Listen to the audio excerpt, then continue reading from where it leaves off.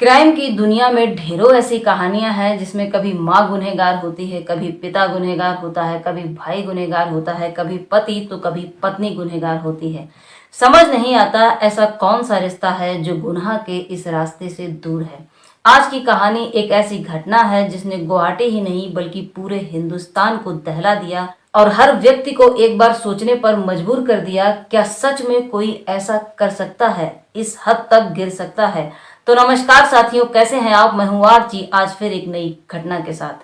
ये कहानी शुरू होती है असम की गुवाहाटी से। गुवाहाटी के पूर्वी हिस्से में एक नरंगी नामक जगह है जहां पर माँ बेटे रह रहे हैं। पिता का देहांत हो चुका है और बेटा शादी की उम्र पर है। माँ का नाम है शंकरी डे, बेटे का नाम है अमर ज्योति डे। ये इनका एक लौता बेटा है और संपत्ति के मामले में ये परिवार काफी सुधरा हुआ है। 2013 में शंकरी डे अपने बेटे अमरजोत डे की शादी वंदना कलिता के साथ करा देती हैं। शुरुआती दिनों में वंदना कलिता अपनी सास का अच्छे से ध्यान रखती हैं, मगर जैसे जैसे दिन गुजरता है दोनों के बीच रिश्ता बिगड़ता चला जाता है। बाद में सास को पता चलता है कि वंदना चंचल स्वभाव वाली है। वो बात बात पर अपनी सास से झगड़ा करती है और उन्हें जवाब देती रहती है।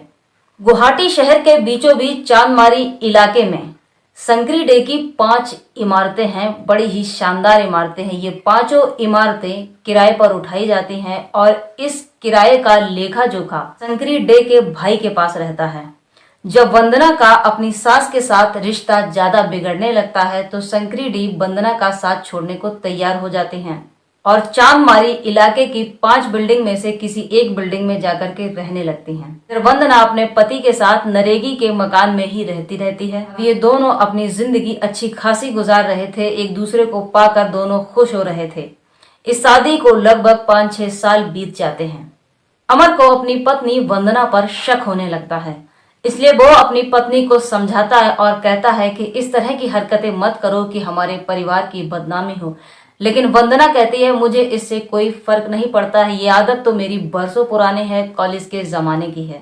इसी अनबन में 2019 खत्म हो जाता है और 2020 आ चुका है। इस शादीशुदा जीवन में इतना लंबा समय बीत जाने के बाद भी दोनों संतान सुख से अभी भी वंचित हैं।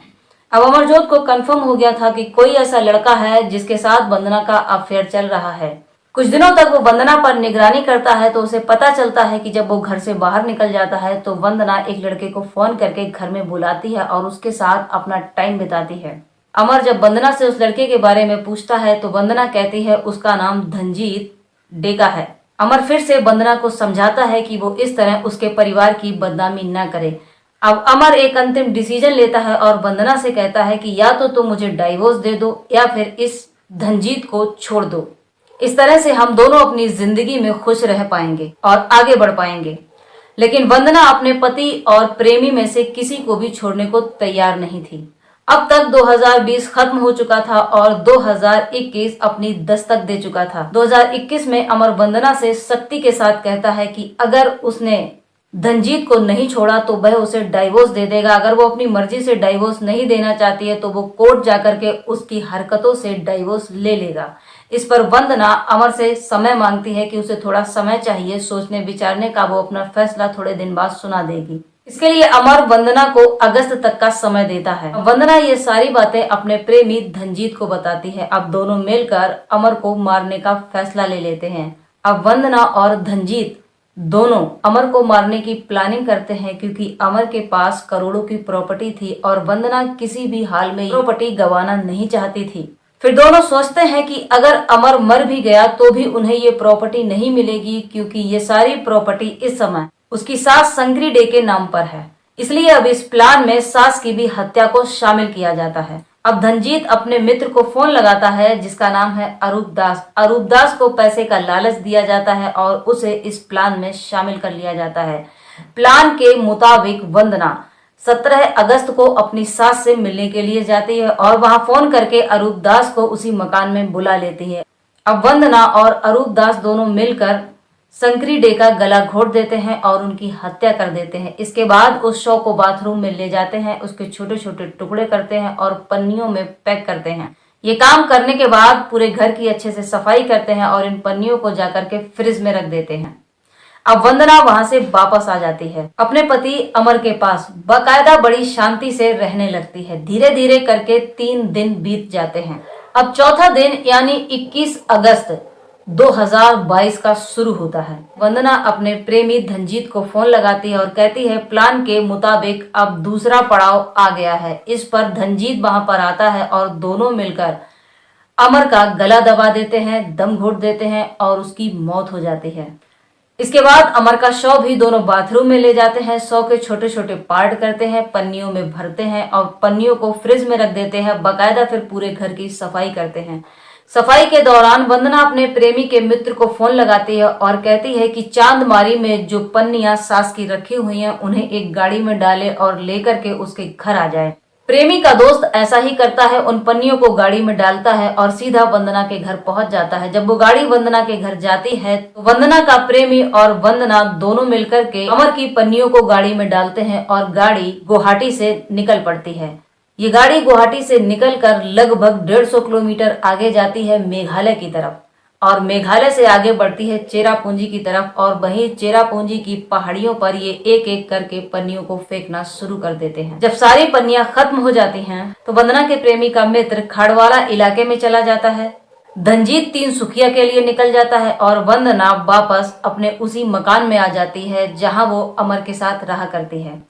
वो सबसे पहले मकान में आकर के कुछ ऐसी चीजों को इकट्ठा करती है और इकट्ठा करने के बाद छत पर जला देती है और 25 अगस्त 2022 को नजदीकी थाना मून माटी में जाकर के एक रिपोर्ट लिखाती है। रिपोर्ट में ये कहती है कि उसकी सास और उसका पति 2 दिन से लापता है। उसे बताकर नहीं गए हैं कि आखिर ये दोनों कहां पर हैं। अब पुलिस सोचती है कि माँ बेटे का मामला है, हो सकता है दोनों मिलकर कहीं घूमने निकल गए हो, 2-4 दिन बाद ये दोनों वापस आ जाएंगे। इधर वंदना रिपोर्ट लिखाने के बाद अपने घर आती है और अपनी पैकिंग करती है। पैकिंग करने के बाद ये अपने मायके मेघालय के लिए निकल जाती है और घर पर ताला लगा देती है। धीरे धीरे वक्त गुजरता है। वंदना 2 महीने बाद फिर थाना मून माटी में एक और कंप्लेन कराती है। इस बार कंप्लेन वो अपने मामा ससुर के खिलाफ करती है जो कि उन 5 मकानों के किराए का हिसाब किताब रखते थे। वंदना पुलिस वालों को बताती है कि उसे कुछ लोगों के द्वारा पता चला है कि पिछले 2 महीने में उसके मामा ने पैसे की बहुत सारी हेरा फेरी की है। उसे शक है कि उसकी सास के पैसे को मामा अवैध तरीके से निकाल रहे हैं, बैंक से गायब कर रहे हैं। ये मामला पुलिस को पेचीदा लगता है क्योंकि वंदना के पति और सास को लापता हुए अब लगभग 2 महीने हो चुके थे। कार्यवाही के दौरान सबसे पहले संक्री डे के खातों की जांच की जाती है तो पता चलता है इन 2 महीनों में लगभग 5 लाख रुपए निकाले गए हैं और ये 5 लाख रुपए जो निकाले गए हैं वो सिर्फ एटीएम के माध्यम से निकाले गए हैं, अलग अलग जगह से। अब पुलिस सबसे पहले जहां जहां से ये एटीएम के द्वारा पैसे निकाले गए थे उन एटीएमों के सीसीटीवी कैमरे को खंगालना शुरू करती है तो पता चलता है कि एटीएम से पैसे निकालने वाला शख्स कोई और नहीं बल्कि खुद वंदना ही थी जो अलग अलग जगह जाकर के उस एटीएम का इस्तेमाल कर रही थी और उसने 2 महीने में लगभग 5 लाख रुपए निकाले थे। सीसीटीवी कैमरे से अब ये साफ हो चुका था कि ये मामा के खिलाफ जो कंप्लेन लिखाई गई है वो बिल्कुल गलत थी। अब पुलिस को यकीन हो चुका था कि गुनहगार उसका मामा नहीं बल्कि वंदना ही है। अब पुलिस मामा की नहीं बल्कि वंदना की खोज करने लगती है। अब वंदना 9 फरवरी 2023 को पकड़ी जाती है। वंदना के पकड़ जाने के बाद पुलिस खुद वंदना से पूछताछ करना शुरू कर देती है। कहती है कि जब तुमने ही ये पैसे निकाले हैं तो तुमने मामा के खिलाफ क्यों रिपोर्ट दर्ज करवाई। इस पर वंदना कहती है कि उसे शक था कि उसके मामा अवैध तरीके से उसकी सास का पैसा खर्च कर रहे हैं, इसलिए उसने ये रिपोर्ट लिखाई थी। पुलिस वालों को उसकी बातें सही समझ में नहीं आती हैं, फिर से दबाव बना करके वंदना से पूछते हैं, इसलिए वंदना अपनी बातों को फिर से घुमाने लगती है। लेकिन पुलिस वालों को उसकी घूमी हुई बातों को सुलझाने में समझ नहीं आ रहा था कि आखिर वंदना उन्हें क्या समझाना चाह रही है। अब पुलिस बड़ी ही सख्ती के साथ वंदना से पूछताछ करती है तो वंदना बताती है कि उसने लगभग 7 महीने पहले पैसे के लालच में अपने पति और अपनी सास की हत्या कर दी। हत्या करने के बाद उसने बॉडी के छोटे छोटे पार्ट्स किए, पन्नियों में डाले और सास की लाश को 3 दिन तक फ्रिज में रखा। इसके बाद उसने अपनी पति की हत्या की, उसके भी शव के टुकड़े किए और फ्रिज में डाला। अगले दिन उसने सास और अपने पति के शव को ठिकाने लगाने के लिए चेरापूंजी की पहाड़ियों और घाटियों में शव के टुकड़ों को फेंक दिया। ये बात जैसे ही पुलिस के कानों में पड़ती है वो सोचने पर मजबूर हो जाते हैं कि क्या पैसों के लालच में कोई इस हद तक भी गिर सकता है। देखा जाए तो ये पहला ऐसा मामला था जिसमें सबसे पहले हत्या की गई, फिर शव के टुकड़े किए गए, शव को पन्नियों में डाला गया, फ्रिज में रखा गया और फिर एक एक करके अलग अलग जगह पन्नियों को फेंक कर शव को ठिकाने लगाया गया। श्रद्धा नेवालकर केस इसके बाद का केस है। 8 मई को हुआ था और वंदना ने अपने पति को 21 अप्रैल को ही मार दिया था। मारने के बाद शव के टुकड़े करके फ्रिज में रख दिए थे। इस पूरे घटनाक्रम को सुनाने का उद्देश्य आपको परेशान करना या आपको दुखी करना बिल्कुल भी नहीं है, बल्कि आपको जागरूक करना है। तो खुश रहिए, खुशियां बांटिए और अपना ध्यान रखिए। Thanks for watching this video.